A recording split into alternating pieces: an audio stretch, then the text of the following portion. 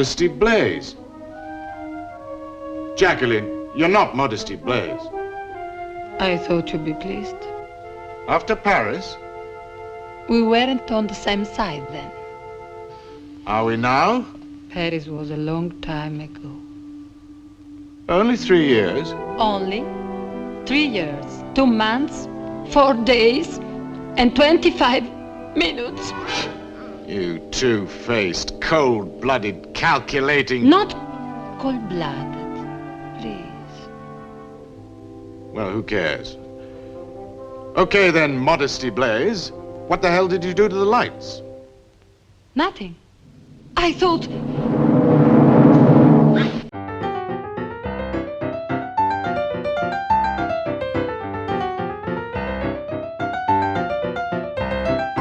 Hello and welcome to Comic Book Movie Oblivion, the podcast about feature films based on comic books and comic strips that people have stopped talking about. We're your hosts, Jordan and Kumar, that's me. And me. And this week we are on Zoom because we have COVID again.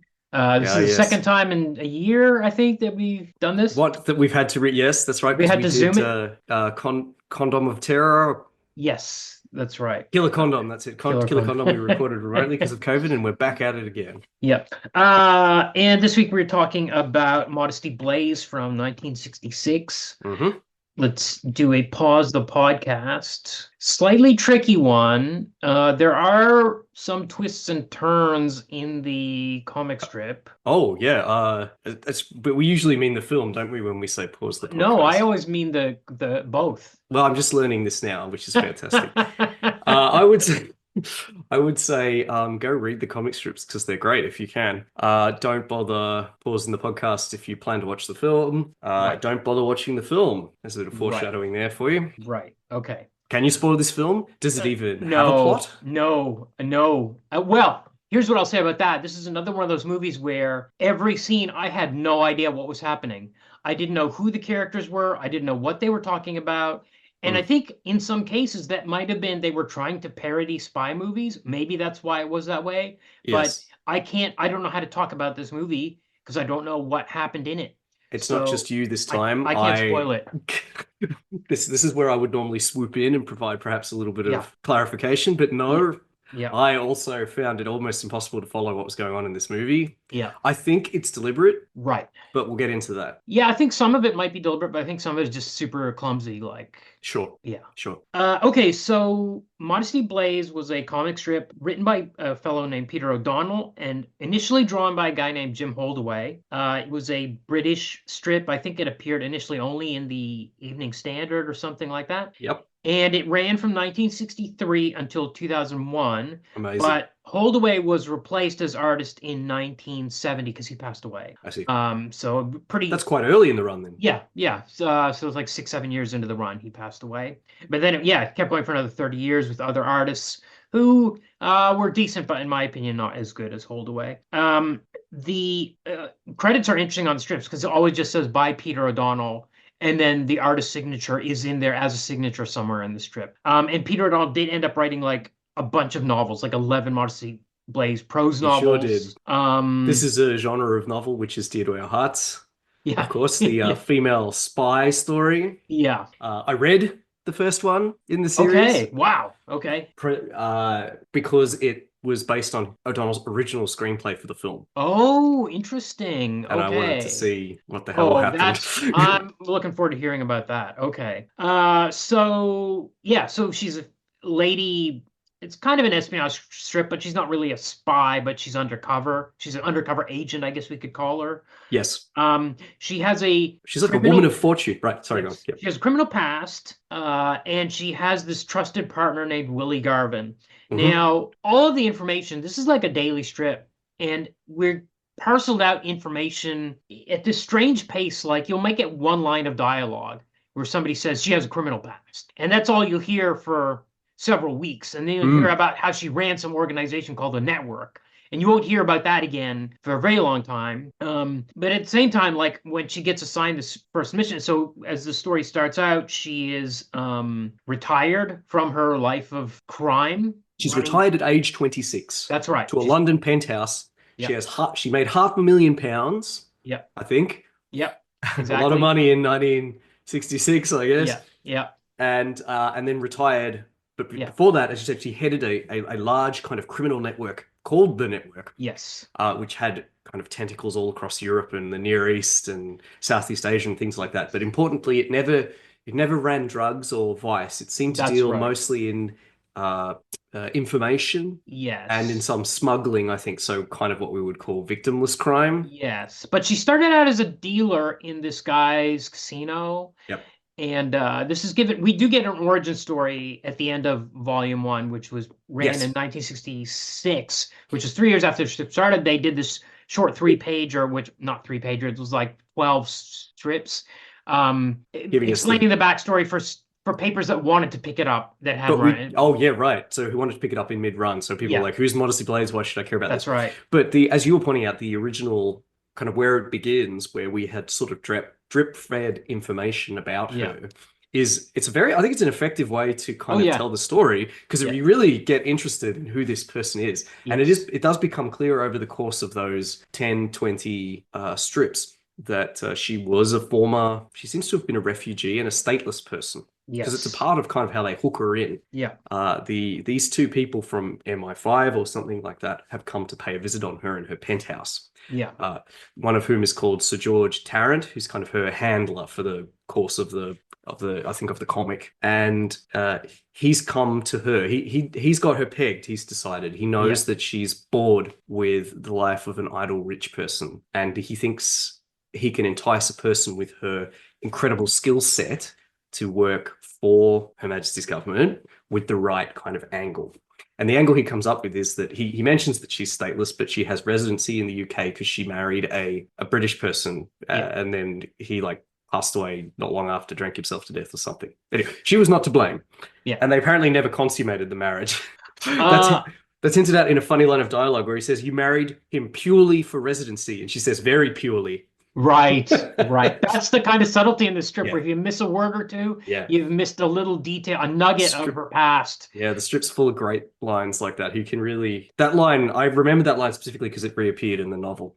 Right. But he has proof that this British person was a bigamist because he has his first marriage certificate for his first marriage, and from whom he never got a divorce. So it means that Modesty's marriage is invalid and she doesn't have residency in the UK. And then what he does is he burns it in front of her. Yeah, instead of holding it over her head and saying, you're going to do what we say or we'll strip your citizenship, he actually burns the card as a favor to her because he knows that she pays her debts. Yes. So she will return the favor by doing this mission that he wants her to go on. It's actually really pretty interesting. It's really interesting. We get a lot of great kind of characterization. Yeah. We haven't mentioned that when they come up to her apartment, there's a hilarious scene. This is in strip number 2. Where he rings the bell and he says, "Miss Modesty Blaise, my name is Terence. May I have a few words with you?" And she says, "On what subject?" through the intercom. And he says, "Would murder be all right?" She says, "Certainly do come up." She's got a gentleman caller in the room that she's been out with that evening. Oh, yeah. And this guy won't leave. She's like, "Get out. I've got guests here that need to talk business." He's like, "No, I'm hanging out. Let's get it on." And he actually starts manhandling her, and she elbows him in the face and knocks him out. There's a great panel where it's just a close-up of her high-heeled shoe on his face. He's this rich dude, and she literally picks him up by the scruff of the neck almost, and or actually she's got his arm in a twist. Yeah. She's got his arm twisted behind him, and she shoves him out into the elevator and throws him out, and then she gets this mission from these. And then we get the burning of the previous marriage certificate and all that kind of stuff happens. Now we learn about the mission. Now, immediately she wants to get her old partner in on this. So we learn about this guy, Willie Garvin, who is now running a pub out in the country somewhere. And so she has to get him back into the game too. Now, certain casual readers of strip look at this as a kind of will they, won't they relationship. But it seems to me very obvious within panels, within a few strips, that this is like a very tight brother-sister relationship, like really trustworthy, and they're always like almost high-fiving each other's sexual conquests, right? Well, they both kind of have healthy sex lives. Yeah. And when she hears about the women he's been sleeping with, she's like pleased, like proud of him or whatever. and she's going on off and having these other relationships with people. There's never any No, there is no sexual there's no tension. hint of anything Ever. like that ever. It becomes Exactly. very clear, very straight away that there's no sexual tension here, and this isn't going to be like moonlighting. Yeah. It's not going to be, that's not the dramatic thrust of the script and their relationship. Yeah. Which makes what happens in the film pretty annoying. Yeah. Yes. Oh my God. Oh my God. Yeah. So by the way, right away, this strip is super British. Like, it's hard to describe how British these two guys show up. One's in a bowler hat, and it's like all the dialogue and everything about their mannerisms and everything about the strip. Now she's actually everyone's very cool, and yes, everyone's very cool and collected, and the highest virtue is to be calm under pressure. Yes. So Modesty Blaise, like 5 minutes after she has this meeting with these two government officials, goes to bed and falls asleep. Yes.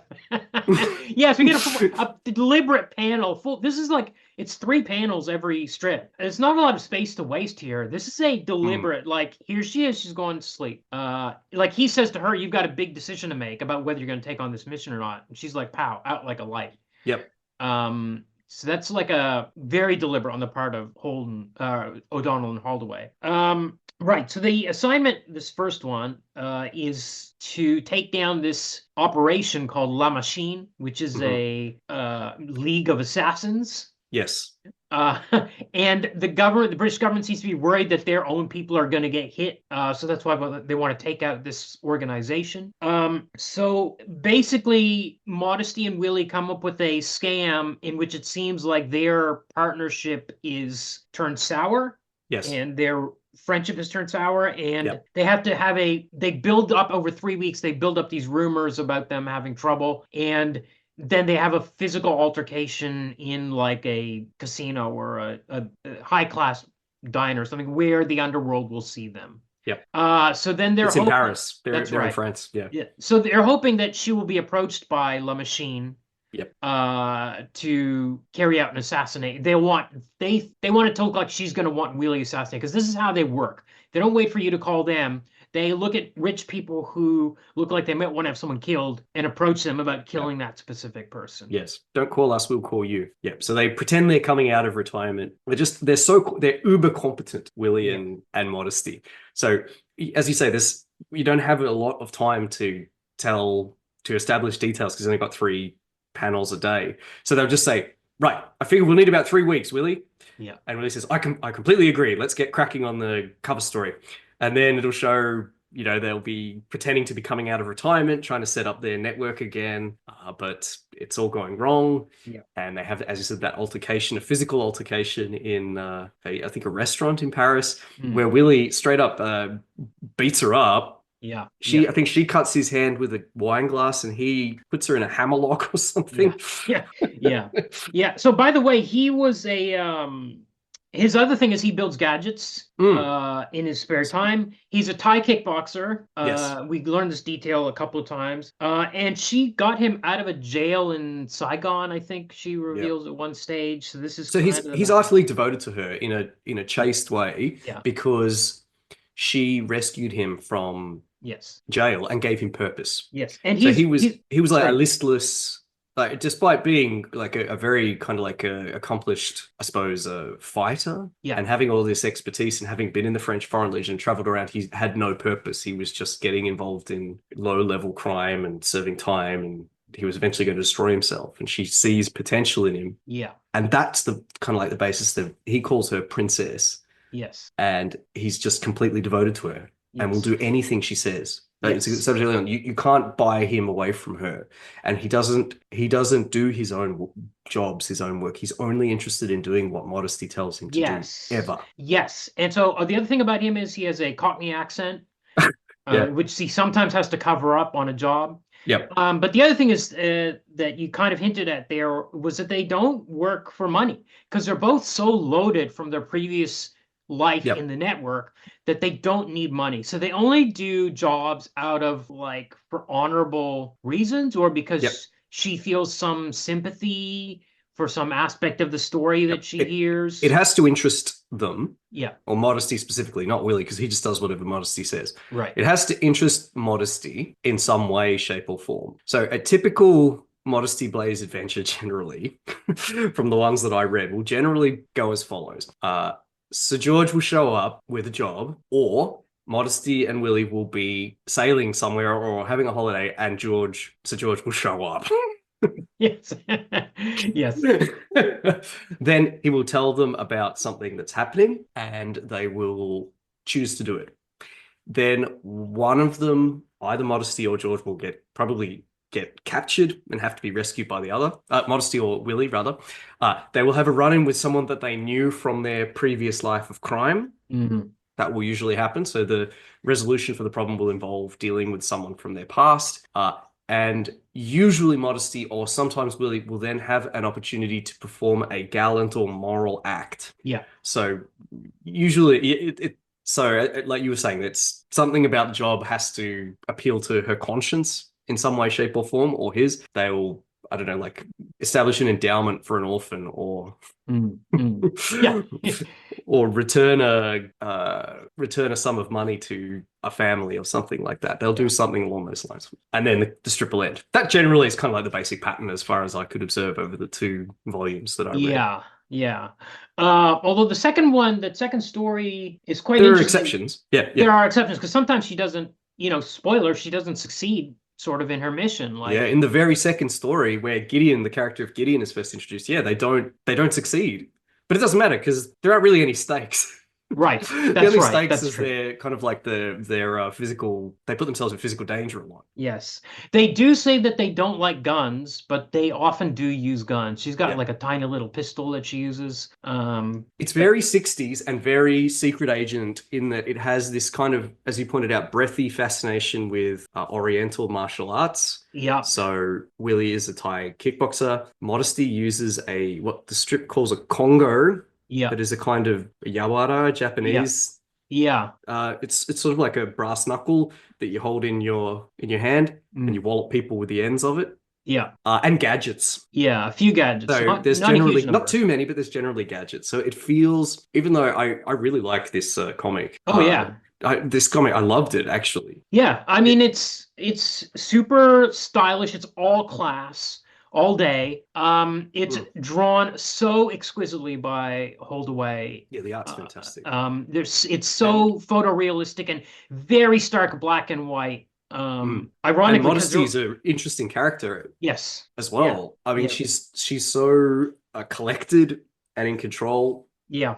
She has this dark past that's made her who she is, but she's not traumatized. Is this the start of this type of female character, like La Femme Nikita type that became a type later on? Was there an earlier example? I can't think of an earlier one, so it might be the first. But certainly you can place this very much of its time in the 60s when there was spy mania. Yes, and the women's lib movement and the mod scene happening in the UK, all that stuff. Yeah. But it's still it stands the test of time. I think, although the film doesn't, the comic very much stands the test of time. I think you can't just say, "Oh, this is just a spy. This is just a cash in on James Bond mania it's just female James Bond." No, there's a lot more going on. It's much more interesting than that, and also it's just really well written. Yeah. I didn't mention before, but my introduction to the strip was actually my wife was getting them out of the library. Whoa! Many years ago. I didn't know I that. think she used to just get, like, if she found comics in the library, she'd grab them. Yeah. But she was reading them too, sometimes before I would read them, and she was really enjoying them as well. It's interesting because they don't suffer from the same usual pacing of a serial strip as well, where you need to have a recap in panel 1 and a cliffhanger in panel 3 or panel 4. There's only 3 panels, and there's not usually a recap. There's an expectation that you just know what's going on. Yeah. And you're dropped in there. It takes, you're right. It's giving the reader some credit, I suppose. Yeah. Donnell was expecting a little more of his readers than the average kind of strip writer, which means that it reads a lot better when you're reading them all at once. Yes, absolutely. Yeah. Yeah, because you can get bored real quick when you're reading a strip that does a lot of recaps. Yeah. So they do call her immediately. The Slum Machine calls her. They're like, "Hey, do you want to kill this guy for £30,000 or something like that?" But he's ready for them. So he like knocks out the two assassins that are sent to kill him. He's in bed with another woman at the time. He knocks her out and hides her under a bed. There's a lot of knocking out. Oh yeah. People get knocked Constant out all the knocking time. people out, and no one ever Yes. suffers any ill effects from it. I guess No. because Willie is just that good. Yeah. But they think they find out that the contact La Machine's contact in Paris is this lawyer, like the regional manager is this lawyer, and they Yep. they break into his office and they actually leave a note in his safe that Yes. Modesty Blaise wants to meet you. So they basically exposing that they know all about La Machine. Yeah, it's like the Joker Yes. last week, where the Joker breaks into your house and leaves a note in your safe. Yes, that's right. That's right.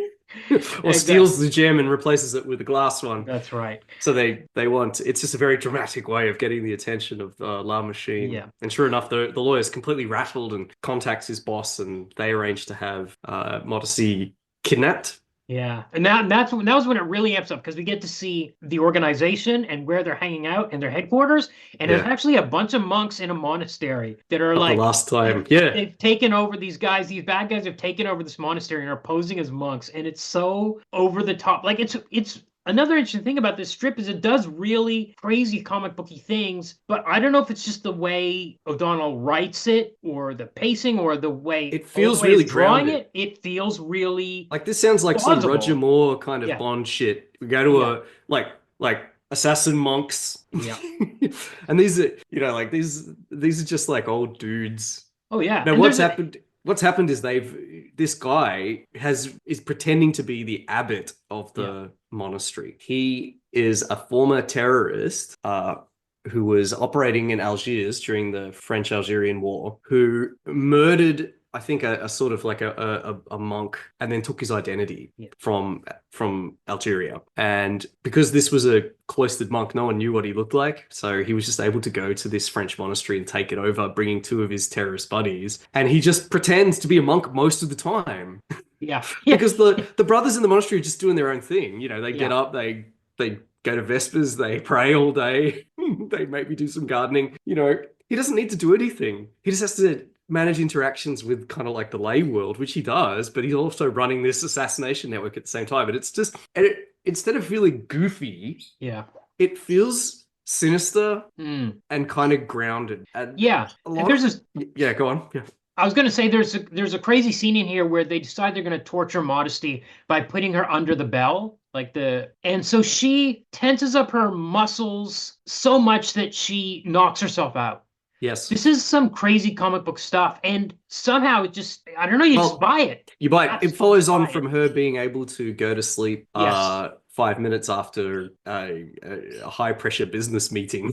Yeah. And also they can't rattle it. They put her in solitary for 30 hours in this monastery to rattle her, and she can't be rattled because any capacity for being rattled is gone because of her childhood, because she was a refugee going through refugee camps in the post-war period, and she can't, in the opposite effect that trauma usually has, she's now completely she's completely impenetrable. She can't be harassed. Yeah.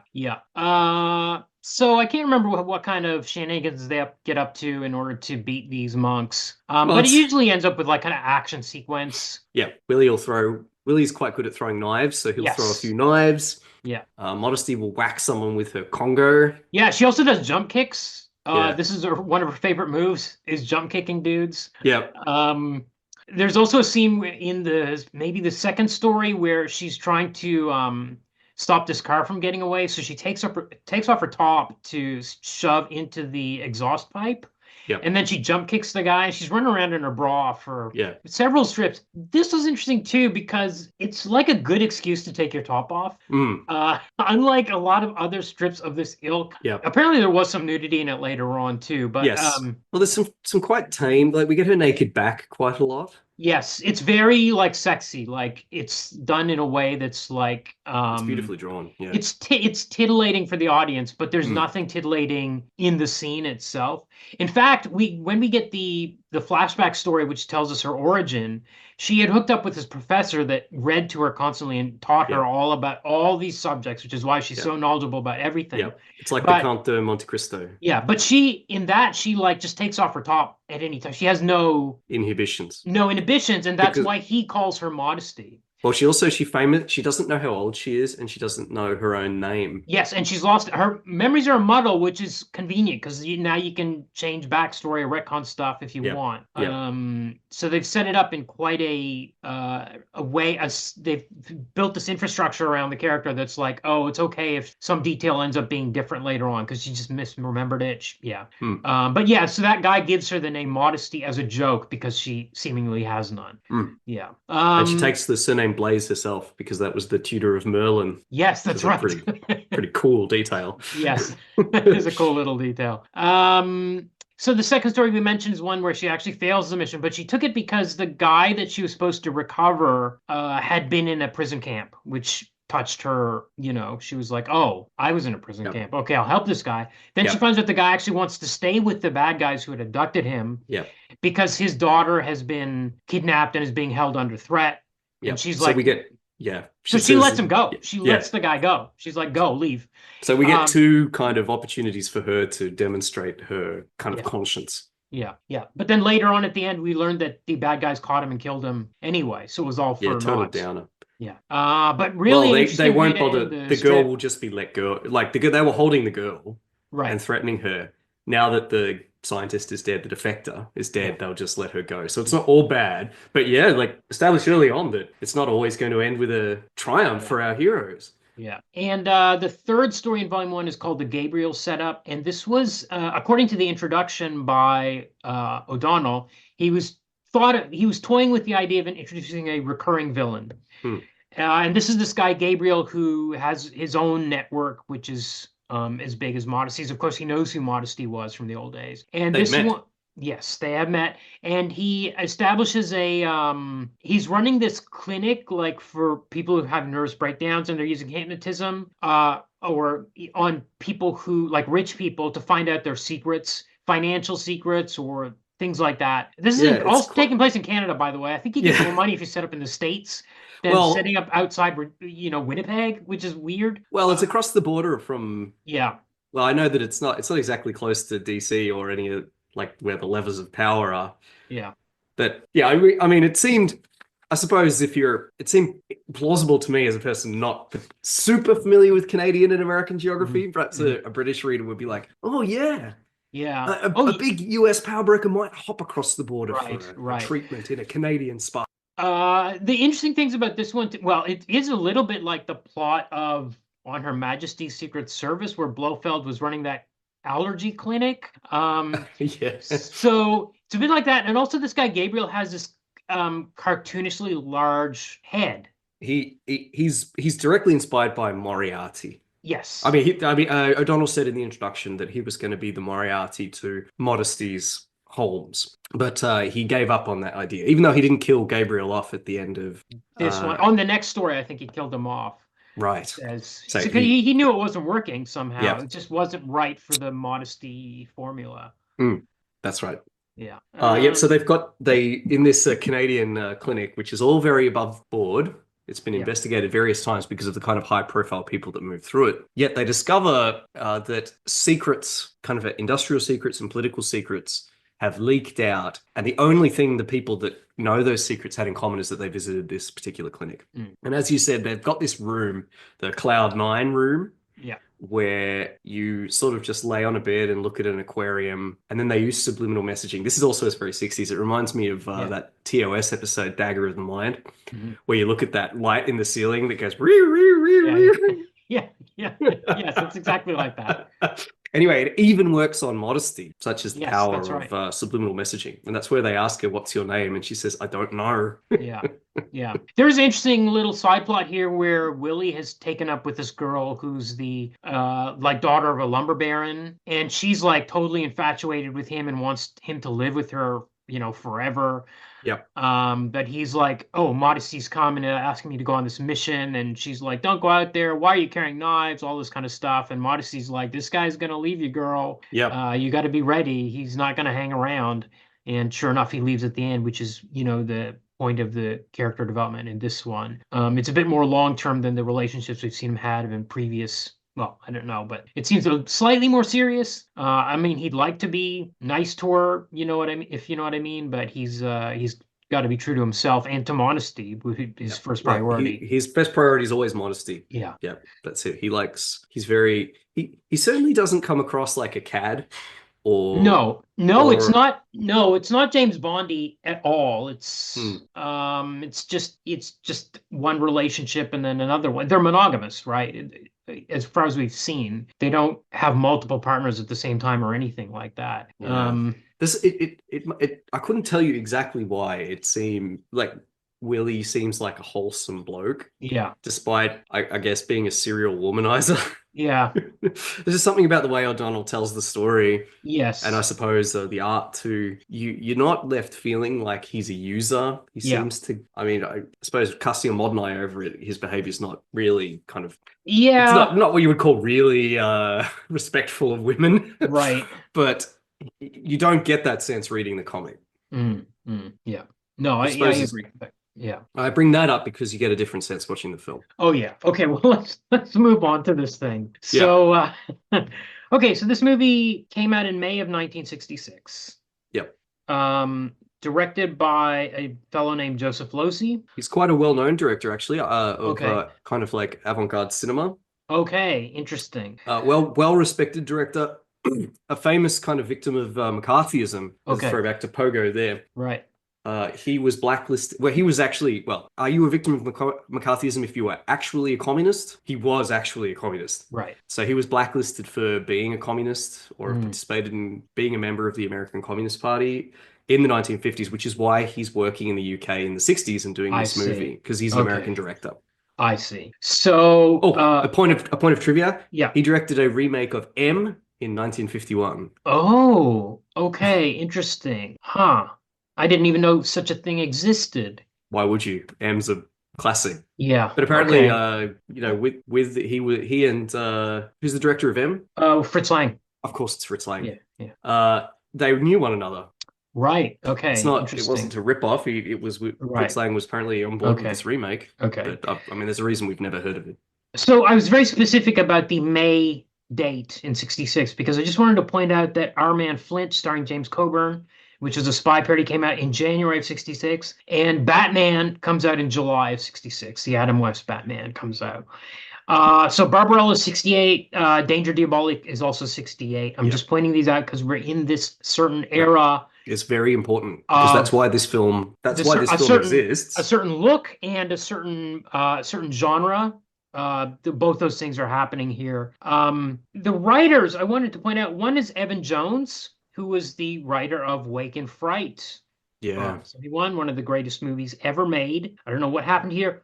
Also co-written by Harold Pinter, who, if I can open a tab, is also one of the greatest writers of our times. I know him mostly as a playwright. He wrote The Betrayal, which was made into a movie, which I think he wrote the movie as well, which is a story of this extramarital affair, but it's told in reverse order. So you see the end of the relationship at the beginning of the movie, and you see the beginning of the relationship at the end of the movie. By the way, if I can open another tab, there's an episode of Seinfeld called The Betrayal, which is told in reverse order, and it's this wedding in India, and the character's name is Pinter in that, by the way. Amazing. But he also wrote the adaptation of The French Lieutenant's Woman, which is famously like this postmodern novel that you cannot adapt, and he adapted it in this amazing way.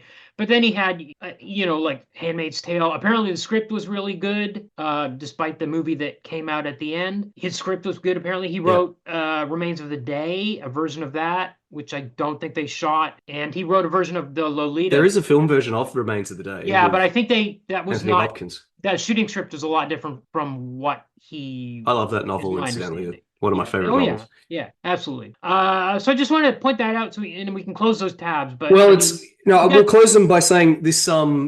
this film there's many cooks. Yeah. So the original script treatment is written by O'Donnell himself. Yes, right. That's right. Over a period of months after the film is optioned from him.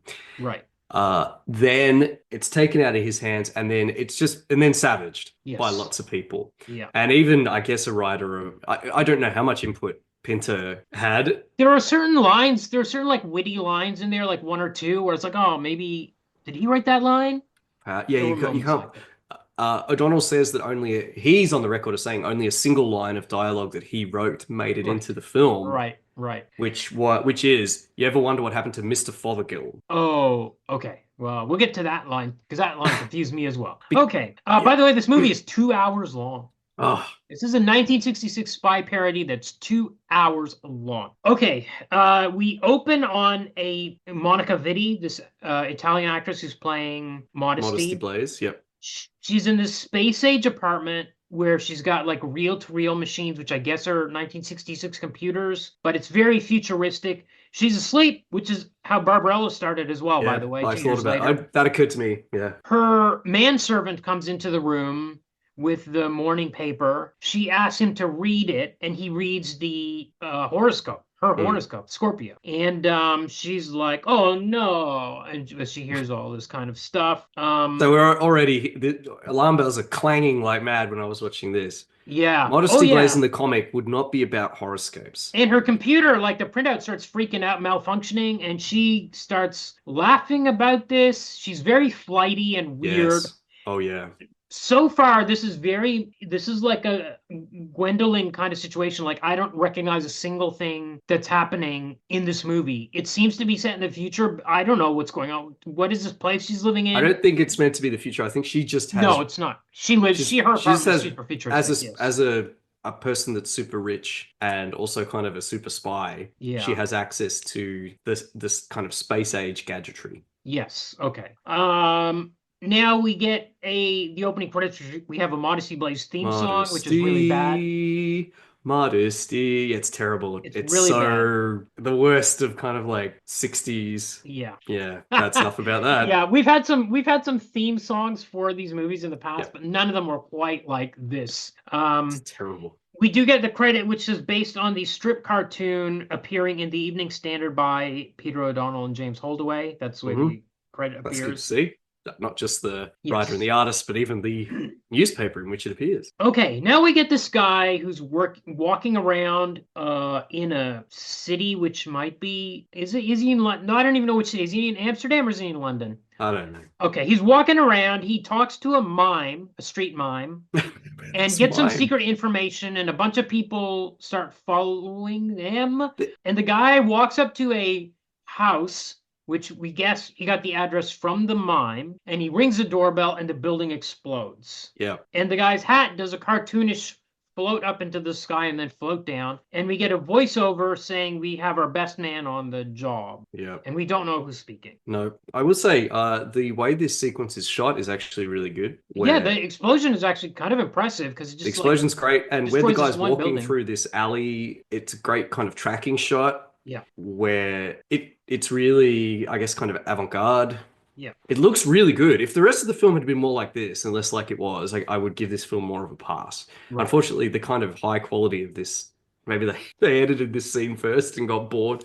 Yeah. I don't know. Yeah. So then we come to this room of these crusty old British dudes who are talking about how they need to get a agent, and one person keeps suggesting... We must have Modesty Blaise. Modesty Blaise. I think that's Terence, but I get so confused about what's going on in this movie, so please forgive me. So he says that Modesty is retired and she's going to get married. Then we cut to a scene. Oh, yeah, I wrote that down. I wondered why I wrote down the word married. Yeah, he says she's retired, she's gonna get married. Next, we cut to a scene of Modesty in the backseat of a taxi, making out with Terence. What? I think. Or who is this person? It's not the person she's going to marry, I don't think. God, I can't remember anything. I cannot tell what's happening in this scene, who she's talking to. If she's getting married, maybe this indicates that he has wooed her away from her husband, so she'll be willing to take... We never hear about the husband again. No, never. In fact, I completely forgot about it. I wondered why I wrote down the word married, because it never comes up. Yeah. Okay. I don't know what, I don't understand any of what's just happened. Okay, but anyway, we learn a little bit about what her mission is going to be. This also confused me. But basically, the British are getting oil at a discount from some sort of sheik, so in some Arab country. In order to maintain this discount, they need to supply him with diamonds, right? So they need to get this diamond shipment safely to the sky. And meanwhile, there's been some sort of coup in that sheik's country. I don't understand what this coup was about. But there is a interesting line here where they describe how the country has gone to shit since the British have left. They say the natives have gone to seed or something like that. Yeah. So that also, kind of positions where you are with this movie. Mm-hmm. So there's some sort of coup which doesn't seem to have anything to do with anything, because the main thing is to get the diamonds in the country. Maybe because of the coup, it's difficult to get the diamonds to the sheik who is not in power, or I don't know what's going on. Okay. Anyway, they need, I guess this guy that we saw get blown up was trying to get diamonds to the sheik. That was his job, and he got blown up. Oh yeah, I don't know what was his job. I don't know, because it gets more confusing later, which we'll get to. So they managed to get a hold of, they call Modesty in. They describe the mission to her. She's not even, they're showing a video to her of what's going on. She doesn't pay any attention to it. No, she's not paying attention to it. She's staring at this guy that's in front of her, and at the end of the video, she says to this old guy, "You have very pretty ears," or something like that, which is weird. I guess this version of Modesty is really like a man-eater or something. I don't know. Maybe, or just easily distracted. Yeah, or maybe it was trying to tell us that we learn in later a scene that she already knows everything about this sheik anyway. So maybe she didn't. Or maybe that's why she was tuned out. But that's not clear at this point. No. She says she wants Willie on the job. The British believe that Willie is in a prison in South America. She knows better. She calls him up. He's in bed with some woman. And it's our old friend Terence Stamp. Second appearance on the podcast. Second appearance. Very young Terence Stamp. Yeah, this is when he was a part of in Swingin' Britain. Yep. In the 60s, when he was famous for playing Alfie in the play, and paired up with all sorts of models and so on in this period. Yep. I always happy to see Terence Stamp. I think he's a fine actor. Absolutely ruined, and this role is awful. Yep. I suppose he does his best with it, but I don't know. Does he? I don't know. He puts on the accent. The accent's pretty bad. You can't really do a Cockney accent. Yeah, it's also not consistent. Like sometimes it seems to disappear. Like he forgets to do it in some scenes or something. I'm not sure. And he also plays him. I don't know if this is the director. I don't know if it's the writing. But this Willie is unpleasant. He seems like a thug. Yes. He has a kind of nasty, high-pitched laugh that he will make when he kills someone or sees something violent happening. He'll go, a bit like that. Yeah. Which is... It's not something that Willie in the comics did. In fact, Willie's pretty serious in the comic. Modesty might get a laugh when she hears about his conquests a little bit. That's the only kind of levity in the strip. It's a bit weird. For sure. I don't understand why it's like that. And also he's much more of a user. Yeah, absolutely. We see him. And in fact, he is shot as unlike as we described in the comic, how somehow O'Donnell and Holdaway make it seem like he's a noble guy. In the movie, we never see this woman's face, right? The way the scene is shot, we only see her back or from the neck down. It is really shot in a because he's in bed with a woman when Modesty calls him. And I noticed this too in this scene. We never see the woman. It's like, oh, this is not just failing the Bechdel test. Yeah. I'm not sure. This is setting the Bechdel test on fire. Yeah. You don't even show the woman he's sleeping with? Yeah, we never see her face. It's a choice, that's for sure. I was surprised. I mean, later on we do see a woman he's in bed with. We get to see her face. I think also maybe that's Nicole, because she's actually a speaking character. She has a role. True. I also wondered if, my God, I hope not, but he's in bed with a colored woman, and I did wonder if maybe they were trying to skirt some kind of complaints. Who knows? And also, when she leaves, he throws a knife, not at her, but he throws it into a mannequin, a female mannequin. Right in the belly of it. Yeah. I'm like, what the fuck am I looking at? Yeah. It's crazy. There's lots of crazy stuff happening. So anyway, but it doesn't matter because we won't see him for another 20 minutes. No. She calls him, "I need you on this job," and we don't see him again. Whatever you say, princess. Yes.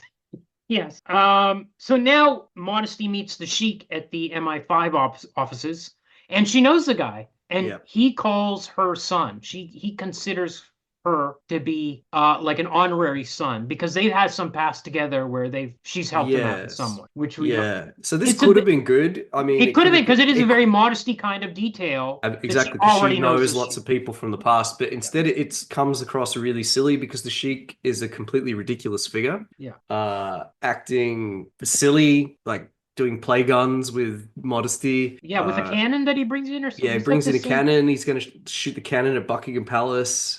He just seems like an overgrown child. Yeah. Very, I suppose, if I were being cynical, I would say an Orientalist portrayal of a childlike Asiatic. Yeah. But also, it's just silly. Like it fits in with the tone of this movie. Yeah. This movie is meant to be like a spoof. Nothing serious, much like Batman 66. Everything is a joke. Those films, all those films, and Barbarella. You've got So you've got those films you mentioned. You've got serious spy turns like James Bond, and then you've got imitators, serious imitators of that, and then you've got the spoof films like the Peter Sellers one, like Our Man Flynn, Barbarella to a greater or lesser extent, I suppose. Yeah. So this one fits. I mean, of all the comics to choose to do a spy spoof, why would you choose this grounded, serious, well-written comic as the subject for your goofy avant-garde? Yeah. And you can almost, it feels like the forces of the time were like swirling around it, and it's like, this is what you got to make out of this. Yeah. It almost reminded me a little bit of Friday Foster, where it's like, well, we got to make a blaxploitation movie out of this. You know what I mean? Like these are the market forces that were driving, or the forces that were in everyone's minds at the time. Sure. Except Friday Foster was good.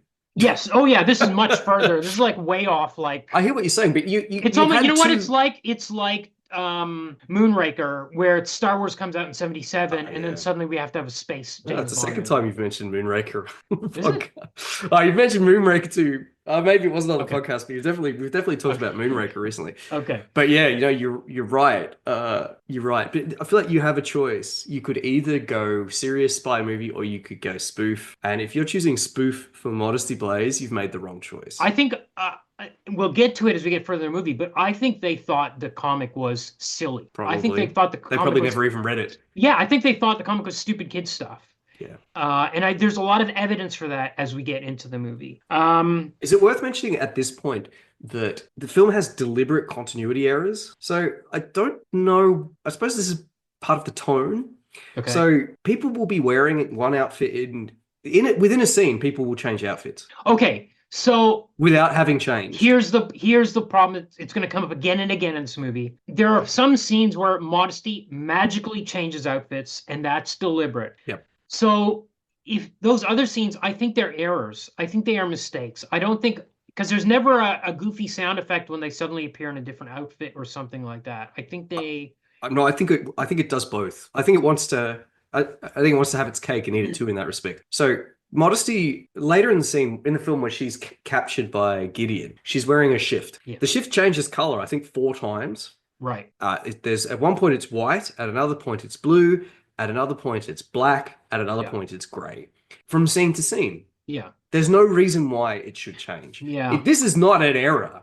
The wardrobe is not just giving her different shifts. Right. But I think, But then also... But there's... Okay, so here's my... Go ahead. I'd say also, though, the film very deliberately draws attention to it at other times. Yes. Where Gideon will say, I like you better as a blonde, or I like you better as a brunette.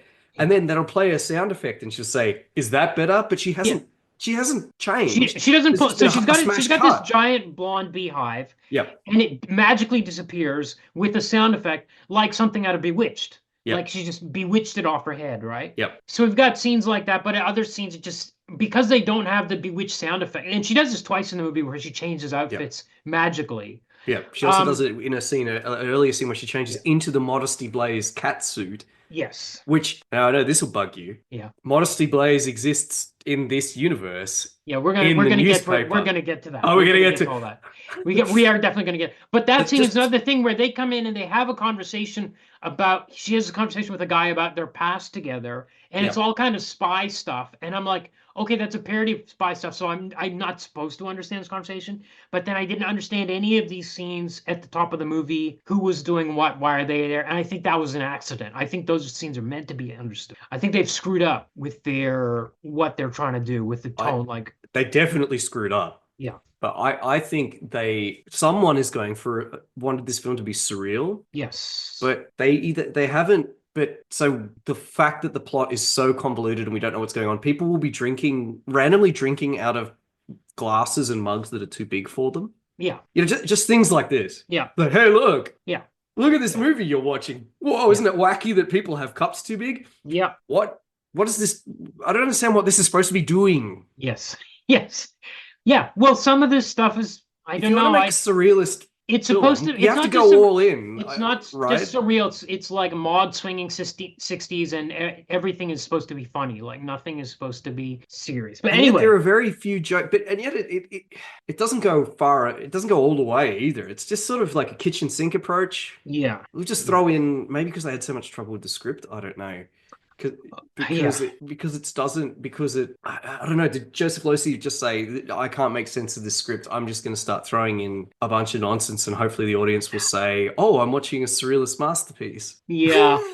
Yeah, no, but surrealist doesn't imply comedy, and I think they were trying to go for a comedy here. They're trying to go for Batman 66, right? Or a parody? I mean, because there aren't parody, any, of course. Because there aren't any jokes. There are jokes. There's jokes about the farting lobsters and things. We'll get to all that stuff. Is that a joke? Yeah, these things are supposed to be jokes. We'll get to the farting lobsters in a minute. Kumar's promising a lot of upcoming details, so I better let him get to it. Okay, so after the scene with the Sheik, we have a cut to this Mediterranean island, which is isolated, and there's a ship coming in, and then all the people on the island start freaking out and saying, he is home, in a stentorious, is that the right word, voice? They're like, he is home. Sonorous? Yeah, sonorous or stentorious. Stentorian just means really loud. Okay. So then this like monk type character starts playing the organ to welcome the ship in. They describe him as a friar, but he's very clearly a monk. Right.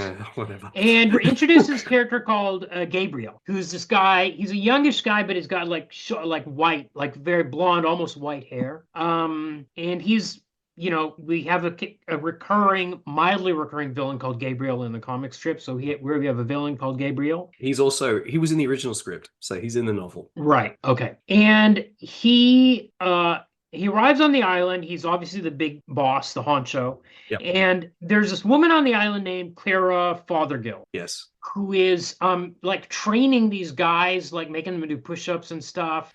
We don't know what this is about yet. She's kind of a in a James Bond movie, she would be like the Russian trainer, something like that. She's the insidious hench person. Yes, hench person. On Wikipedia it said she was like the bodyguard. I never got that from the movie. No, she's not a bodyguard. No, the Wikipedia's article is trying to make sense of of a nonsensical film. Yes, I can tell you I thought she was Gabriel's wife. This is my assumption. Well, I thought she was his. Though, right? I thought he was her second husband because then they say, what happened to Mr. Fothergill? As you mentioned this line earlier. The only original line the only original line that makes it. And then Gabriel says, I am Mr. Fothergill. So I'm like, what's going on? What does this line mean? Does it mean that she was married before and now she's married to him? Or that this guy, his accountant, this Scottish guy, is a major character in this movie, is trying to keep costs down. McWhirtle. He's an awful character. So this film has some trouble with accents. He's supposed to have a Scottish, he's called McWhirther, so he's clearly Scottish, yet his accent sounds Welsh. Right. Incidentally, the actor that played McWhirther also played the Sheik. Oh, okay. With a big fake nose. Huh, interesting. I never would have guessed that. He's terrible. So yeah, no, I think I don't really get the point of that line. If I had to guess, I would just say that maybe he's the one that's stuck with Mrs. Fothergill, or he's the one that's in charge of Mrs. Fothergill. I don't think he's literally saying that he's in. Yeah, I guess it's not, so odd that they kept this line, because I can shed some light on what this line means. Okay. Having read the novel. Okay. In the novel, Mrs. Fothergill is your straight up strange hench person. Yep. So, like, as I said, straight out of James Bond or something like that, where the big boss has like the odd job. Yeah. like Yeah. a bizarre exotic assassin. Yeah. In the novel, Mrs. Fothergill is okay. We've been singing O'Donnell's praises so far, but unfortunately he Let shows me his guess, as in Ian Fleming, if this is Ian Fleming, she would be a lesbian. not just a lesbian, but not a lesbian. Yeah, good, you're on the right track. She's not a Okay. lesbian. She's actually seems to be an intersex person Oh, or okay. a hermaphrodite, Okay. as Yeah. O'Donnell puts it. Right. So her intimidating, alarming nature comes from the fact that you can't put her in a male or female Okay. box, despite the Okay. fact that she calls herself Mrs. Fothergill. Okay. So she has that deliberately feminine name, Mrs. Fothergill, and apparently she just sort of like cakes makeup on, Huh. but she's heavily muscular and can beat the shit out of any man. Right. Right. And so the line in the novel, whatever do you think happened to Mr. Fothergill, in that sense makes sense because of course there never was a Mr. Fothergill. It's Okay. just this character's kind of persona Okay. as a kind of creepy Okay. assassin that masquerades as a female despite being Okay. yeah. Yeah. The fact Yeah. that this line, shorn of that context, makes it into the film is just so fucking weird. Yeah. Yeah. Okay. Yeah. Sorry. Absolutely bizarre. So by the way, they bring up the mime that gave away the address at the start of the movie up to this island for Fothergill to beat up and kill. Yeah, that's her job. So in the novel, Fothergill kills. But How much let detail me do we say want one to go thing before you onto? get to the So- novel. I just want to mention one thing. The mime gave an address which got the spy killed. Yeah, So why are we killing this mime? Did this because mime he do his job or not do his job? He gave it. exactly. Why are we killing the mime? I had no idea why she was killing the mime. You're right. Did the mime do Didn't what he they do his wanted? job? Or Yeah. maybe Maybe she's he clearing wasn't. up a loose end. Maybe they didn't. The mime didn't know that the place was booby trapped, so it was like a kind of a double ploy where the mime shouldn't have given away the address. Right, and they know he gave it away. Yeah, But we don't know because it's We never don't know that. explained Never explained. why she's strangling nope. a mime between her thighs, Xenia Onatopp style from yes, Goldeneye. yes. In the novel, is what happens. It makes so much more sense. So reading the novel, it's so crazy because it's like reading a Funhouse Mirror version of the film, or the film is the Funhouse Mirror version. Yes. Because despite O'Donnell insisting that the novel and the film are very different, it's like in the novel everything makes sense. Right. Everything's still there. Right. Gideon, Fothergill, the diamonds, the Sheikh. Right.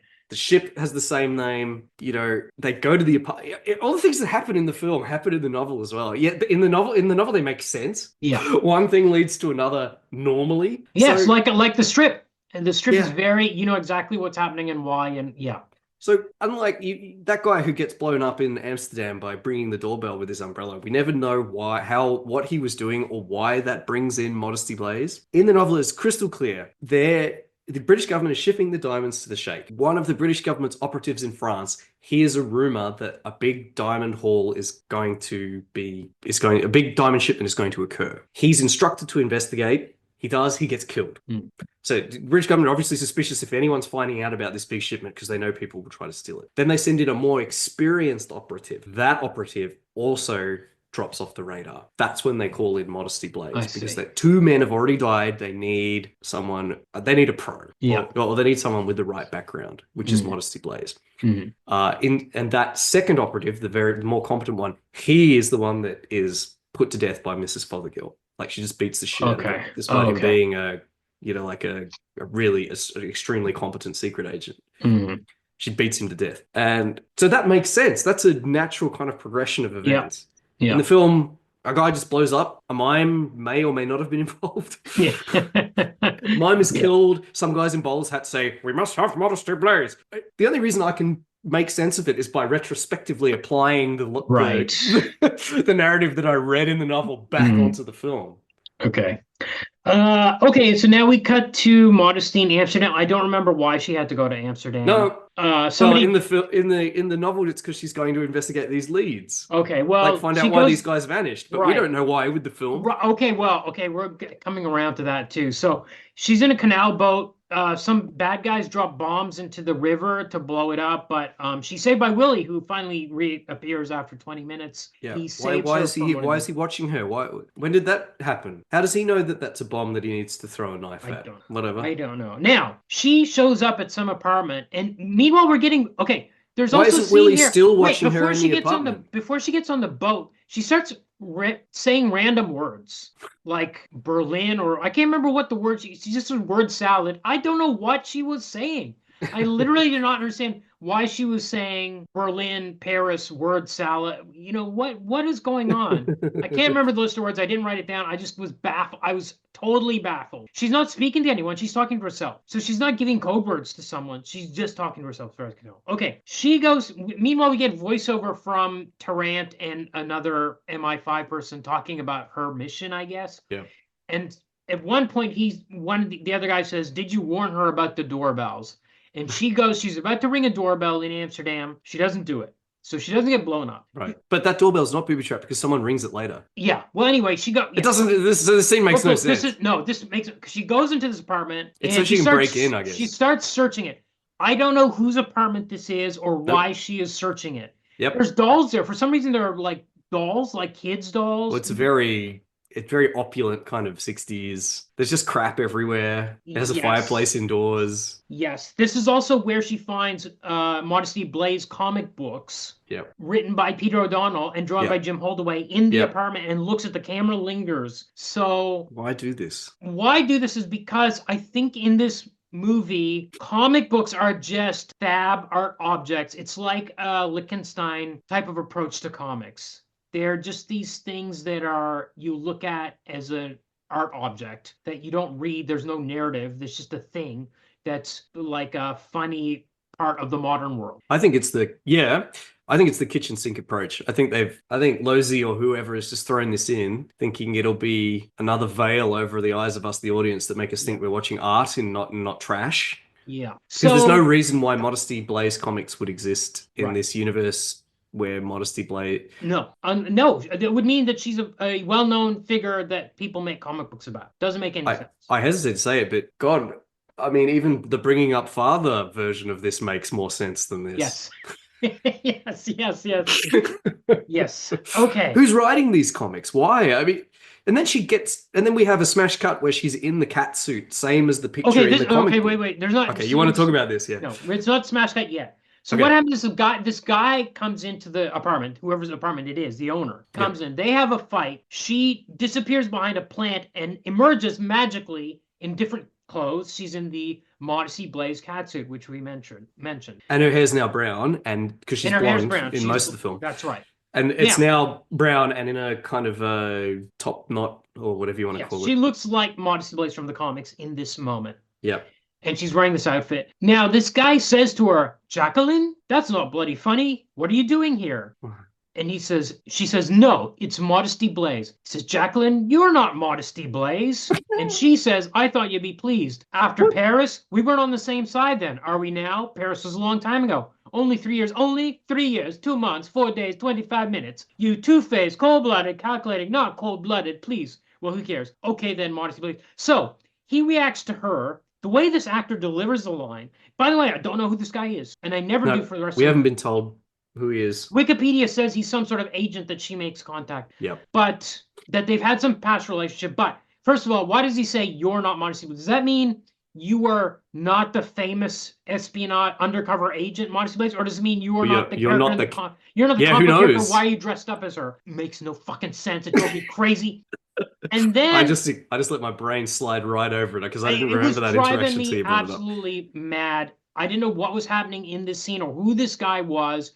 But also, this means, was that first agent that got killed that guy trying to get into this guy's apartment? Oh yeah, maybe. Why? Yeah. Why is the apartment rigged to blow? Did this guy get the information from the mime? Why is the apartment still here if it blew up? Did the mime have the information about this agent's apartment? And then the agent got blown up trying to contact the other agent, and therefore the mime got killed? Why would the mime get killed for getting a British secret agent killed, if that's what happened? I don't understand anything. No, you can't. It's pointless. Okay. You've wasted a lot of mental energy on something that... Let me add insult to injury. Now we have a scene where they tried to find the zipper on the catsuit and they can't find it. Why? And I'm like, you know why the scene is in here? Because they're making fun of the comic strip. They think the comic is ridiculous. They think the catsuit is ridiculous, and they're like, that outfit is so stupid. Let's make fun of it and show that there's no zipper. How do you get into this thing? That's think why you're she right. wears such fabulous designer outfits the rest of the movie, is because those are real outfits. They're not a comic book outfit, right? This is a Yeah. stupid comic book thing where she's wearing this outfit that's too tight and she can't get in or out of it. And they actually talk about it. He says, how did you get into it? Yeah, Actually, I wrote that line down. How did you get it on? Yeah. Yeah, you're right. I think you're right. That's another black mark against this film. Yeah. Okay, so now there's a Imagine making this film and thinking that you were like what you were making was not campy nonsense. Yeah. And the comic that you Yes. were basing it on was campy nonsense. Yes. How lacking in self-awareness would you have to be? Yes. At some stage here, there's a magic show. I didn't understand why this was in the movie, but this guy's apparently a villain. We've seen him earlier in the movie, the magician. Oh, yeah, his he's in it for assistant- 2-3 scenes, then Yeah, and his vanishes? assistant comes out. He's got these beautiful assistants, and Willie is eyeing one of them, and she recognizes him in the crowd. So Willie has some past connection to this magician's assistant. Yep, Nicole. So Uh, it turns out this illusionist works for Gideon's operation. Gabriel. Gabriel, yeah. Yeah. Is it Gabriel? Yeah, right. I've written Yes. Gideon for some reason. So All right, so Willie's going to try to get information on the This- magician through the assistant who he had a previous relationship with. yeah, Nicole. Nicole. Incidentally, this illusionist is a real Italian illusionist, which is why Okay. he's able to do those. You know what this reminded me of was what's the James Bond, the worst one? What's the Roger Moore one, the last Roger Moore one? That's what I I absolutely love it. It's so bad. It's the one with Sheena, Queen of the Jungle, in it. No, I can't believe I'm drawing a blank. blanking on the name. It's not it's the one with the Silicon Valley and Christopher Walken as the bad guy. Oh, yeah. Um, what's that one called? Living Daylight? No. No, it's the one right before Living Daylights. This is a great tab to keep open as us trying to figure. I've seen this movie 100 times, literally. I've seen it so many times. Anyway, in that one, they there's a scene with this person that does this butterfly show with like fake butterflies on like fishing lines or something like that. The producers saw this person do this act and they're like, "You want to be in a movie?" And they put them in the movie. Yeah. Right. So it's a similar. As soon as I Yeah. saw this magic show, I was like, "This is a real magician that they've hired to be in." They saw this person and said, "You want to be in a movie?" and put him in the movie. Yep, that's exactly what happened. He's a public figure in Italy. He's still Right. alive. Right. By the way, I think this character's name is Paco, which I'm going to bring up for He's well, Paco in the novel. But okay. in the novel, Well, he's a regular. He gets a call from Gabriel, and they try to explain that he needs to kill his assistant or kill Modesty Blaise or something like that. You have to do this thing. He needs to kill Nicole, his Right. assistant. Right. And I think it's the accountant says, will he know what to do or whatever, or will he understand your message? I think it's a coded message or something. And Gabriel says, Paco will understand. He reads the comic strip. Yeah, I wrote that line down too. What? Okay, can you also now, Jordan, can you please explain the parrots to me? The robot parrots. No. There's a few scenes in this movie where they're robot parrots and they're speaking and they're giving or receiving messages from, I don't know. Because I don't know. Is it a what few these- scenes or is it just Yeah, it's one at least scene? two scenes. It's two scenes. I Well, don't know. it's two scenes. So it's how, because the film just promptly forgets this. It's how Gabriel is getting his messages to Paco. Yeah. Because at this point in the film, that's what Modesty Blaise is trying to uncover. She's trying to uncover Oh, the link between Paco and Gabriel. okay. Because she knows Gabriel's behind it because he's the only person. She just knows that. Okay. She just knows that Gabriel's got to be the one behind it. Yes, but So- she had thought he was dead. She had assumed he was dead, I think, at one Yeah. point. Yeah. So for no reason, Gabriel doesn't just use the telephone Yeah. to speak to Paco the illusionist. He uses a radio controlled. He has a radio that he speaks to, and then the bird at the other end. Oh, that's what's happening. Okay. Yeah. And it's just more goofy spy stuff. Okay. Like, why wouldn't you just have why would you have a bird? And it never pays off. Nope. Because it's like they ever find, it's not like Modesty or Willie ever find the bird. They never do. Yeah. Nicole just gets killed and and then that plot line ends. Yeah. Yeah, so Nicole, they go to this big fun fair where Willie is supposed to meet Nicole because she's gotten information from Paco. By the way, we never see her get the information, so we don't know that that's happened. So he meets her there, and they try to stop the killing of her, but she is killed by these thugs. And It then there's seems not bad. I almost hate that there are bits of this film that I like because it's such a mess. But Yeah. this is, as you say, it's like a fun fair, but it seems to be mostly just a lot of calliopes. So sort of funhouse organs and there's all these blokes just cranking handles and they're all just going and it's a real kind of nightmare landscape. And these thugs are pursuing Nicole through it. There's just all these men cranking handles and this funhouse music everywhere. I tell you, if you just lent into more of that and less of the, I don't know, window dressing, I guess I would have liked this film a lot more. Incidentally, I really feel for O'Donnell. O'Donnell is on record as saying that he hates this movie. Sure. Hated this movie. Yeah. Because of the way it butchered his script. And I get it, because on the one hand, it's nothing like his script, but on the other hand, it's all there. Right. So in the novel, Willie does know Nicole, and Nicole is the mistress of Paco, who is not an illusionist in the novel, but rather the head of the local branch of Modesty Blaise's old network. Ah, okay. So when Modesty Blaise retired, she handed over, it was a bit like when Alexander the Great died. She handed over all of the various regions of her empire to her old generals. And the general in France is a guy called Paco, who's like a sentimental, overweight type of character. Anyway, Paco's men presumably were the ones that had killed these various people that had been operating in France and had heard the rumors about the diamonds. So Modesty is trying to get in contact with him to find out what he knows about it. Willie goes to Nicole and encourages her to pump Paco for information in bed, which she does, but inexpertly. Right, okay. Paco knows. He speaks to Gabriel, and Gabriel says, unsentimentally, kill her, which Paco then does. Right. He has her murdered. Right. So Willie and Modesty don't find out anything. And then Willie, in one of his, because this is consistent with the comic, Willie then tracks down Paco and kills him for killing Nicole. Yeah. Yeah. So, very much like something that would happen in the comic. Yeah. Compared to what happens in the film, where names are the same. Yep. Some things are vaguely similar, and yet it's been laid over with all this nonsense and bits taken out so that there's no reason why one event leads to another. Yeah, and you've got mechanical birds communicating radio messages. Yeah. And I could just see O'Donnell watching this and thinking, and just feeling outraged, upset. Yep. Really, really upset.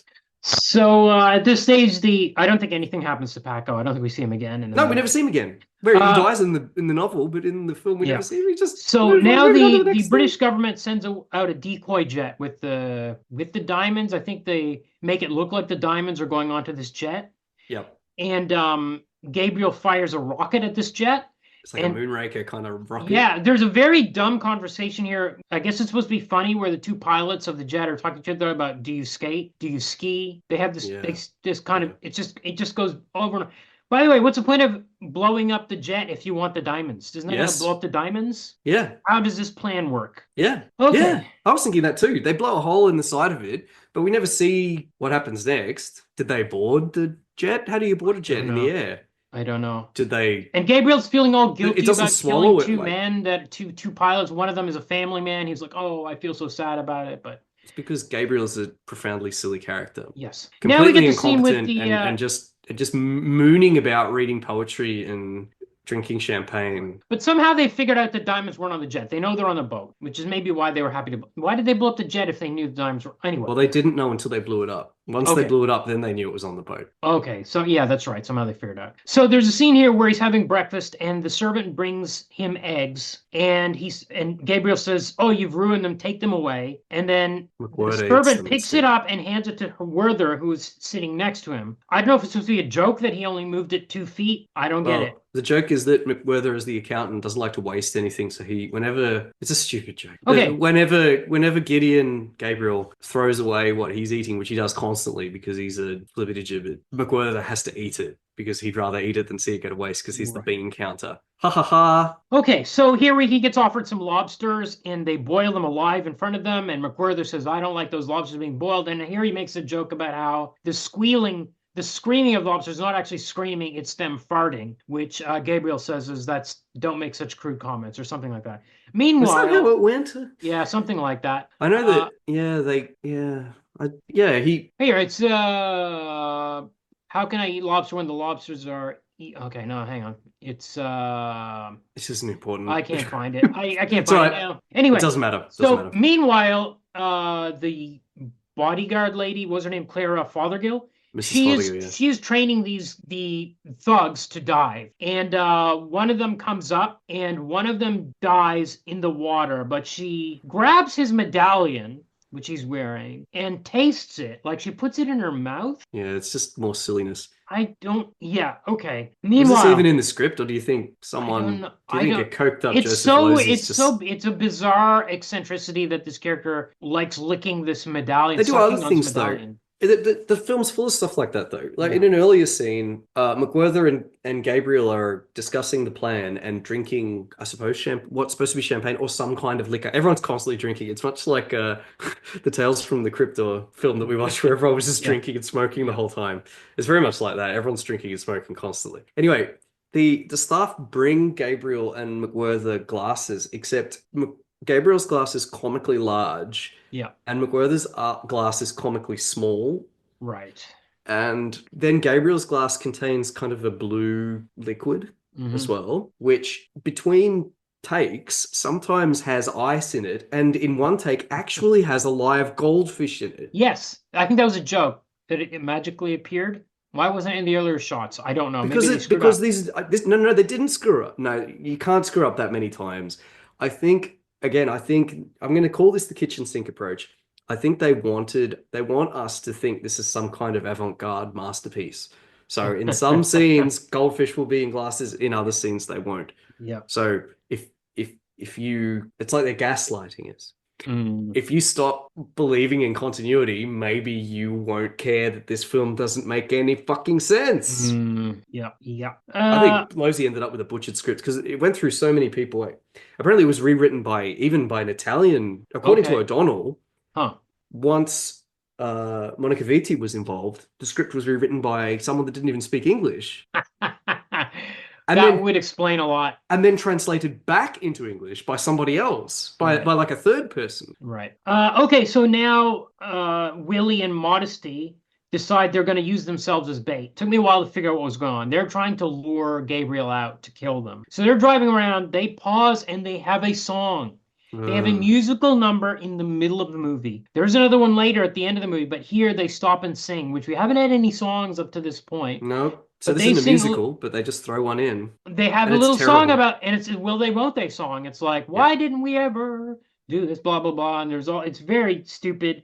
She's eating ice cream. It's the most unmodesty thing I've ever seen. This bizarre scene where they're hanging out. She's got blonde hair, which shouldn't be an important detail, but it feels like it, and because they themselves point out that it is a detail that they've changed her hair color. They say you can 100% pounce on this film for that, because there's a fucking scene where Gabriel says to Modesty, I like you better as a brunette. So anyway, so they have a song. It's so weird, and she's eating this giant ice cream. Is any of this Modesty Blaise? No. None of it. Anyway, the cops for some reason decide they're gonna capture Modesty and Willie. I think because she beat up that guy whose apartment she was in and took his gun. I don't know why they're arresting him. Anyway, they escape with some smoke bombs. They put on these hilarious hoods. These hilarious black hoods and escape in this. Actually, that's it's part of the podcast I hate. The part where I know more about the film than excellent. Let's hear it. The people that have come to grab them are Tarrant and the British authorities. Yeah. And it's because earlier in the film, Modesty specifically says, if you lie to me at any stage of the proceedings, then I'm just going to take the diamonds. Oh, so right. You have to take me in complete confidence. That's right. Or I will there's just always a take. threat that she's going to steal the diamonds. Yep, she's going to go rogue, which not is just also not Gabriel. something that Modesty would do. She's No, very kind absolutely of not. principled and loyal. The whole point is she doesn't need money. No, why would she take diamonds? Why? Anyway, so they weren't forthright with her because she thought that they told her the diamonds were on the plane, and of course they weren't on the plane. So when she That's right, found that that's right. out, then now they don't trust her as much anymore because she already warned them that if this happened, she would maybe try and take the diamonds. So that's why they come and get her. And that's why they escape with the colored smoke that comes out of the cigarette packets, and they wear the hilarious gas masks. Yeah. Oh, So I feel okay, dirty. so they escape. But finally, like Gabriel does call her up. She's in an apartment, in a hotel room, overlooking the Riviera or something like that. Yep. And He they're in invites the her to breakfast. Mediterranean. Yeah. Yes. No, it's literally the sea. She It's actually a doesn't. harbor. She doesn't recognize his voice. He calls her up. They have a pass together, and she's been trying to get him to capture her. They've been putting themselves out as bait, and he calls, and she's like, "Who is this?" And I'm like, "You're trying to get this guy to call you. You know who he is, and you don't recognize his voice. Bizarre." Okay, he invites her to breakfast, as you said. This is where we get the scene where he tells her that he prefers her as a brunette. That's right. Willie is also captured because he's able to crack the safe, which they know is in the bottom of a boat. Yeah, Mrs. Fothergill killed their safe cracker, so now they need Willie to do it. Yeah, right. So Willie is forced to do this mission to go crack the safe. They send him in this underground, like underwater submarine, space age submarine. It's a bit of a Thunderball type scene here where there's too much underwater photography going on, much like in Thunderball, like just, okay, we know you can do it. Please stop.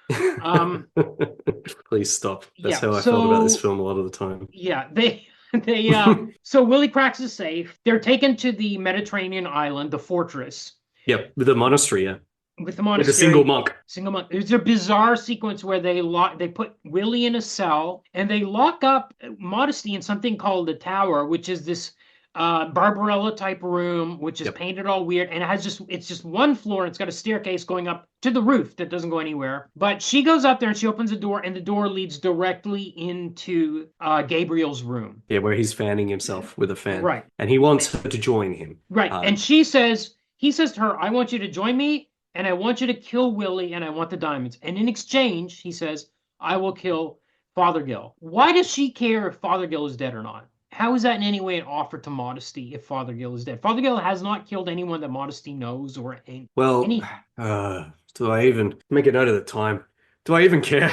Like, I think the point here is that they're going to be partners moving forwards. So as a gesture of commitment, they're each going to kill their previous partners. Modesty will kill her partner, Willie. Gabriel will kill his partner, Fothergill. And then from thenceforth, they will share everything together, Gabriel and Modesty. Okay. But you know, who cares? Like you said, like, why does it matter? Okay, so Modesty lures the old monk and beats him up. She pretends to be nude and beats him up and takes Seems his rough. disguise. This monk mostly just played the organ most of the time. Yeah, but she needs a disguise so she can escape. She rescues Willie, and he has a James Bond style gadget, which is he has fake skin on his back, and underneath he's got all this gear that they use to blow up a fake pigeon, a carrier pigeon, messenger pigeon. Well, it's a seagull, I think. Or like it matters. It's like a bird, an inflatable bird. An inflatable bird. They fill with all of this perspex-coated circuitry. Yeah. The purpose of which I think is to signal the shake. Yes, that's right. That's what it's for. Meanwhile, his belt turns into like a bow, like that he can shoot arrows out of, and her lipstick has a telescoping arrow that they can make out of it. And they use this to like make their way through the fortress. In the novel, by the way, it's so odd seeing the stuff that made it into the film that was actually in the novel. In the novel, there is a lipstick gadget, but it's a tear gas shooter or knockout gas, which seems a lot more practical than a single. And oh my god, I don't know if it's just, was this a Blu-ray version that we watched? I'm not sure. Because amazingly, Modesty shoots the. Oh my god, you saw this, right? When Modesty shoots the arrow at the henchman that they need to take out, the guard, and for some reason they include the shot where the actress, Monica Vitti, shoots an arrow at nothing. Right. Okay. It just sort of tumbles off screen. Right. And at the same time, the guard is holding an arrow in his hands Oh and my pointing at God. his chest and going, "Ah!" Oh It's my like, God. why would you include that shot? Yeah. Like, they include her just twanging it off into the middle distance and it hitting nothing. I can't believe it. It's now, you know why they included it? Of course, it's more of this deliberate continuity error stuff. Yes That's and why they no. put it in. Surely Oh, they yeah. wanted to show No them. editor would make that mistake. They I put don't it in know. too because, oh, look, remember that you're watching a hilarious spy spoof? I don't know. But to my knowledge, the comedy in a spoof doesn't come from being reminded that you're watching a film. It comes from the Yeah, quality no, of the that's right, jokes that's and right. the satire. Yeah, that's right. Ugh. Okay, so at this point they're confronted by Clara, so we have a girl fight between Modesty and Clara. There is a moment here which I liked, probably the first moment I actually liked in the movie. It's an hour and 15 minutes into it, where they hang Clara from this like rope, the well, which is connected to the bucket on the other end, so she's constantly being pulled up and down. Meanwhile, Gabriel's on another part of the island, doesn't notice this is happening behind him. Well, it's not another part of the island. It's the other 5 side. meters Yeah, yeah. away. But it's happening behind him, so he's not seeing this happen. And it's playing the sound effect of the winch going up and down, and yet he Yes. can't hear it. I didn't like this scene, Kumar. I hated it. Yeah. Like he wouldn't hear the winch. Yeah. They're having a life and death tussle on the side of a stone wall that's 2 feet away. Yeah. So finally he notices in anger, he pulls off his white wig to reveal black hair underneath. I don't know why this is in the movie because it does play, it reminds us of Lex Luthor and even Stax from Annie. Well, it's long before either of those. Yeah, long before, but I'm not sure what the point of it is. It's just he's not bald. People have been changing hair. Look, again, people have been switching wigs all through this film, and we never see them do it. And the last person to switch wigs is Gabriel, and we see him do it. Like the filmmakers just think this is some kind of clever gag, but it's not. It's not. It's just annoying. Okay, so the Arabs arrive with the Sheik and they storm the island and how did they get here? Do they have they have a boat, but yeah, they arrive with horses, which is a gag. All their horses. Yeah. It's very Lawrence of Arabia. Very deliberate gag. This is another chance for Willie and Modesty to sing another song about how they're gonna have babies together. The opposite of the comic. It was so annoying. And then it ends with Gabriel being captured and they've tied him to the ground and kind of desert torture style. Yeah. He's pegged out in the sunlight, in the desert sun, and he says, "Champagne, champagne," instead of water, water. Get it? Because he's such a disparate, he's such a dissolute kind of. Yeah. Anyway, then McWhirter shows up and sets him free, and Modesty asks the Sheikh for the diamonds, and then the film ends. Yeah, they laugh. They laugh about it. Yeah. Why does Modesty want that? She's supposed to be independently wealthy. Why does she Why are they does the laughing mean he's going to give him the diamonds or he's not going to give her the diamonds? Maybe he murders her after the credits. Well, we live in hope. Okay, trivia. There's not a huge amount of trivia about this film online. However, volume 2 of the comics that we read did have an introduction by O'Donnell where he talked a bit about volume 3 actually. Yeah. Oh, volume 3. Okay. So, first of all, let's talk about how much this film cost and how much it made. There's not a lot of solid information about this, but it seems to have cost about £1 million. Okay. In 1964 dollars. Okay. Which is about 3 million US at the time. Okay. The box office, again, not 100% clear, but it seems to have, but it certainly wasn't a success. All the reporting says it wasn't a success. It maybe made back its budget, but that's not enough, as we know, because to cover costs like marketing and other associated costs. So this film was not a critical or a financial success. Okay. All right. How did it get made? All right. So O'Donnell says that he was approached in around 1964 by a film agent of his acquaintance to option the rights to the film. O'Donnell, then spent the next few months writing a film treatment, which he then turned into a screenplay. There was a director in that he was very happy with, a guy called Michael Carreras, who is associated with Hammer films. So he produced a lot of Hammer films and directed a few too. He produced the Christopher Lee Dracula. Okay. So this is the guy that he felt would get the Modesty Blaise tone. I think a Hammer film's Modesty Blaise would have been a good film. Yeah. So far so good. But then some Hollywood shenanigans starts occurring. Although this is obviously the UK. Somehow O'Donnell says he doesn't understand how. Suddenly Carreras is gone, and the producers formerly associated with it are gone, and now there are new people come in. Joseph Yarny, he says, and Sidney Gilliat. Okay. As Sidney Gilliat as the director. Okay. Gilliat was going to direct it, yep. And he also rewrote the screenplay. So this is the first rewrite. Okay. Then he's out again. And the script is rewritten again, this time in Italian. Okay, yeah. Because by now Monica Vitti is involved, because this producer that's become attached, Joseph Yarny, his production company has both the director, Joseph Losey, and Monica Vitti in kind of like his stable of talent. Then it was translated back into English, according to O'Donnell, by an Austrian. Okay. Then it was rewritten again, okay, presumably by one of the two people you mentioned. Although O'Donnell, by his own admission, says that he stopped paying attention at this point. Right. It had already gone through so many rewrites. Yeah. As he says, he only a single line of dialogue made it into the film, and they didn't even get that right. After the film came out, he eventually bought out the production company that made the film so that he had the rights, having learned a sharp lesson. Yeah, I think in his lifetime, no more Modesty Blaise adaptations were made. That's the O'Donnell version. There's a slightly different version on Wikipedia. Okay. Where in this case, it was a different theatrical agent that bought the rights in 1965. They wanted Barbara Steele and Michael Caine to star. Yeah, that would have been something. Wowie zowie. Yeah. Okay. That was apparently what this person wanted. This is attested in their biography. However, at some point, and this is consistent with O'Donnell's story, he sold the rights to Joseph Yarny, and then it continued on from there. Interestingly, Michael Caine, of course, famously got his big break playing Alfie in the movie Alfie, which was a role, of course, that Terence Stamp had played in the theater. And the role in the film was supposed to go to Terence Stamp. Right. But for whatever reason, Terence Stamp didn't go for it, and Michael Caine went for it instead. In Michael Caine's memoirs, he says, I often wake up in the middle of the night with nightmares that Terence Stamp listened to me when I told him to accept the role of Alfie.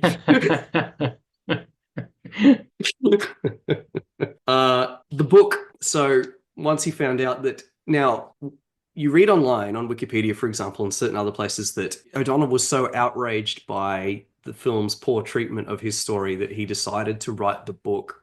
Okay. So that I suppose he would have artistic integrity. According to O'Donnell himself, that's not what happened. Okay. After the film was greenlit, he was approached by publishers wanting Modesty Blaise novels. Okay. To which he agreed. He signed with Souvenir Press in October 1964 before he'd even finished the screenplay. So he didn't know that it was all going to go. Okay, yeah. Right. Originally, he was going to write an entirely new story for the first novel. However, the movie studio wanted the novel out to coincide with the film for cross-promotion purposes. So O'Donnell ended up adapting the screenplay as soon as he finished it. He went straight from writing the treatment to the screenplay to the novel. Okay. Quote from O'Donnell, this was before all the ever-changing versions began, and it is the ultimate reason why the film and the book have hardly anything in common. The novel's fine. I prefer the comic.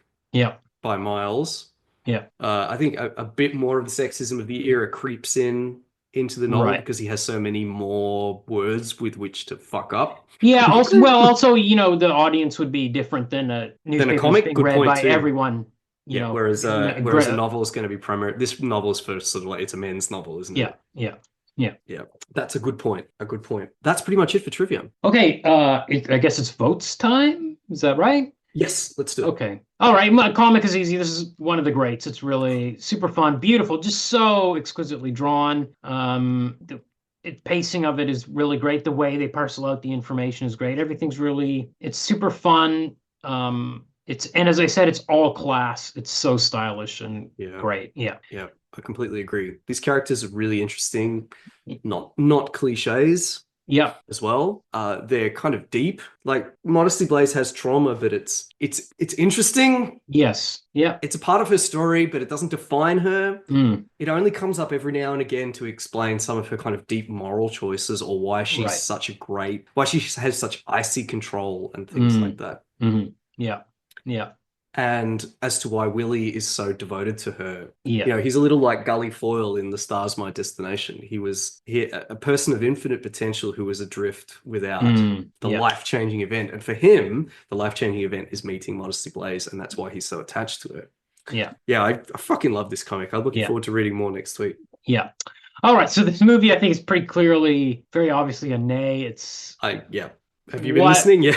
yeah. What is it? It was trying to be funny. It's not funny. It's not fun. It's just a mess. Can't tell what's happening from moment to moment. It's not even, compared to all those other movies we mentioned at the start, it's not even something that's visually like would be interesting in the background at a bar. You know what I mean? While you're having some drinks, that was just on in the background.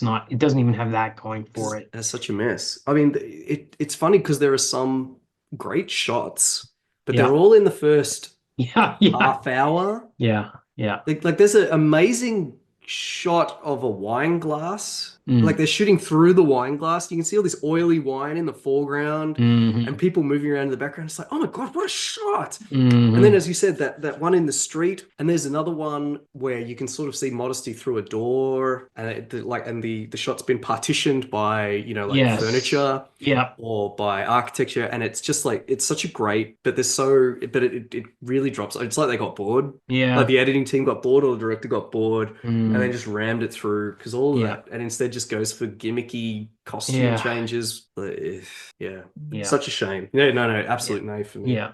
Okay, well, adaptation is easy nay for me as well. It really violates all the themes and the tone, which are for me the two key things in any adaptation, really. Even the dialogue is missing that kind of sharpness that O'Donnell has. What a failure to adapt the material. I think it's hostile towards the source material. I think as you I might be mentioned right. a few times. Yeah. Yep. A little bit like Annie 2014, where we just go out of our way to mock the original source material. Yeah. Oh, he reads the comics. Yes. Yeah, who would read a comic? Yeah. Yep. Okay. I agree. Oh, sorry. I agree for all the reasons you just said. Yep. And I might like to digress into a segment that we haven't visited for a while, which is cishet male solve sexism.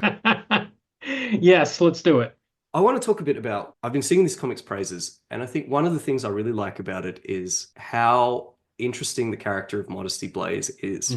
How she's so competent. She's got such iron self-control, such discipline, and she's tough, she can fight, and yet she embodies these kind of virtues, which I suppose we would call traditionally feminine virtues. But in point of fact, anyone would be proud to kind of demonstrate. So empathy. Yeah. She has empathy towards people that have been in similar situations to her. A sense of responsibility towards the less fortunate she also possesses. And, kind of like a sense of morality, despite being a former criminal, she has a kind of strict moral code. So Modesty, on the one hand, is kind of like a tough, competent character, yet also embodies she's also a female character, but in a way that's not mocking, derisive, or puts her in a submissive or inferior position vis-a-vis the male characters. Like she's very much in charge of Willie, for example. Like she's the boss. Yeah. I bring that up because I think one of the things that most upset me about the film is that it completely traduced that interpretation of the character. Yes. As you said right back at the start, Modesty is flighty, silly, giddy, materialistic. Yes, absolutely. I will say the one thing in the movie is that she escapes and then she rescues Willie. Yeah. Oh, yeah. Yes, she does. It's not him escaping, then he rescues her. She's not passive, so it's not like Sheena. Yeah. In the which was another film I was disappointed in misunderstanding the kind of like feminist energy of the original character. No, you're right. She's not passive, but there's so much else that they've. Of course, that they've screwed up. I agree. These things, the silliness, the materialisticness, the ditzy characterization, these are also unfortunately characteristics that are associated with female characters, but they're ones that are used to bring people down, to put them in a place to infantilize and characterize them negatively. And the fact that the film leaned so heavily into that when the comic did so much the opposite makes me give it a full-throated nay. And that's without even going into what Willie's transformation into a kind of thug, bully and user of women. Yeah. Nay, nay, nay. And so to finish up that line of discussion, I would like to read a quote from O'Donnell himself. Okay. In 1966, a film entitled Modesty Blaise was released. Perhaps escaped would be a better word. The title was the sole connection the film had with Modesty Blaise, as she had been portrayed in over 60 strip cartoon stories. I've been reproached by those who like Modesty for, quote-unquote, allowing such a film to be made, and I've been exhorted to make sure I keep control of such a project if there's a next time. Well, the cold fact is that when a company puts up millions to make a feature film, they insist on full control, because once the project gets started, the commitments are enormous, and they dare not risk the whole thing being brought to a halt by a possibly paranoid author. To be fair, you can't blame them, but it means the only way you can keep control is to say no when anybody wants to put your character on the screen. And it seems like for the rest of his life, O'Donnell did say no. Well, there was a TV movie version around 81. I think it was an American production, but I'm not sure what the story is there. It is on YouTube. But it never got up, though. I think it was just a pilot. No, that's right. It was just a pilot. Yeah. Maybe. Okay, so please like, rate, review, subscribe on whatever your platform is. Please leave a comment. Please send us an email at the email address in the show notes. By the way, I've noticed sometimes on YouTube we get comments on the episodes that have the lowest numbers. I don't really understand why. Please join our Patreon at patreon.com/comicbookmovieoblivion, all in word. By the way, we really need it now because archive.org has shut down, which was a source for a lot of our movies and comics. So unless it comes back, we need those Patreon dollars to buy these books and movies. Or you could just donate straight to archive.org. Yes. Cut out the middleman. That's true too. Was that all of it? I think so, right? And next week we're going to do... Yes, next week we'll do My Name is Modesty, which is the 2004 direct-to-video version of Modesty Blaise. So it's not quite feature film, but it's not one we can ignore like the TV movie version. I don't know if there's anything else to add about it except it's Quentin Tarantino Presents, ? Yeah. Directed by one of the producers of The Evil Dead, like it's one of Sam Raimi's regular. Yes, one of Sam Raimi's mates who's been with him since the very start. Yeah. From film school or wherever and it was. it stars Jamie Lannister as Willie, I think, and it's like a teenage Modesty, so it's like prequel territory. Bizarre. Anyway, well, as long as it's better than this one, I'll probably. It will color my rating of it when we get to it. All right. And I would like to make a quick shout out to a regular listener of the podcast who became a father for the first time this week. Oh, how nice. Rob, who has a healthy and beautiful baby daughter called Genevieve. I wish you all the best for the years to come. Excellent. Lovely. Okay.